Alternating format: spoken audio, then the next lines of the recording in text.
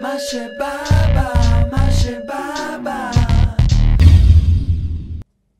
nous avons la chance d'avoir au micro d'Israël Sababa Daniel Gall, un ancien ambassadeur d'Israël, qui nous parle de la réaction des Bulgares après l'attentat de Bourgas. Daniel Gall, bonjour.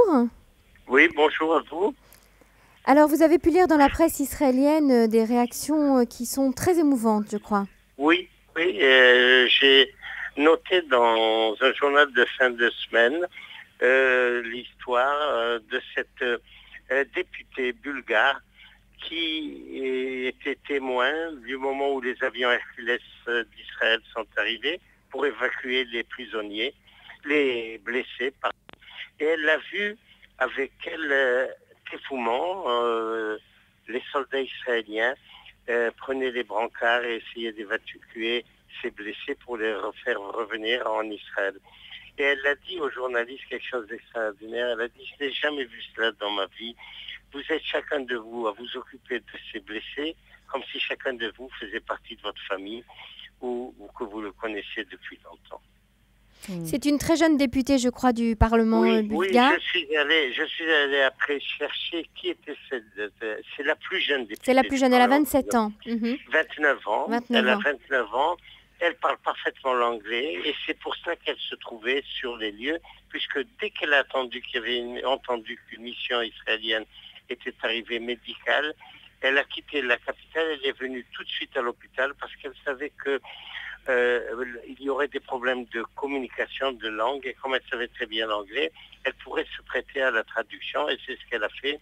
Et le docteur israélien, le président le médecin-chef, de l'hôpital Bellinson, qui présidait la délégation, a dit que c'était une femme extraordinaire, qui pendant 2 jours, elle n'avait pas fermé l'œil, elle s'occupait à faire la traduction, parce que même les médecins bulgares n'arrivaient pas à communiquer avec eux, puisque ou ils avaient un accent que les autres ne comprenaient pas, ou les Israéliens, et il a fallu 7 ans jusqu'à cette députée pour aider ces gens. Oui, ils l'ont appelée dans la presse israélienne l'ange bulgare.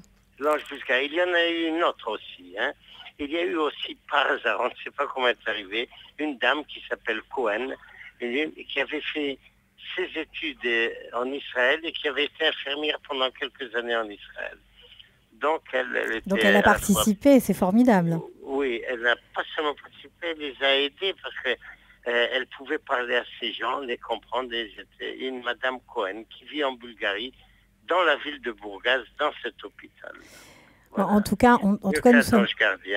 Un autre ange gardien, oui. Nous sommes ravis que vous relatiez l'humanité de l'armée israélienne, qui bien souvent est décriée à tort dans de nombreux médias. On vous remercie, Daniel Gall. Oui, parce que c'est vraiment, je pense, ça caractérise exactement ce qu'est l'armée d'Israël, puisque ces blessés-là, la première chose de réaction, ils embrassaient ces soldats qui venaient les mettre sur les bras. Et ils voulaient rentrer à la maison. Oui. Merci beaucoup, Daniel Gall. On vous retrouve très bientôt pour une autre chronique. Merci à vous tous. Au revoir.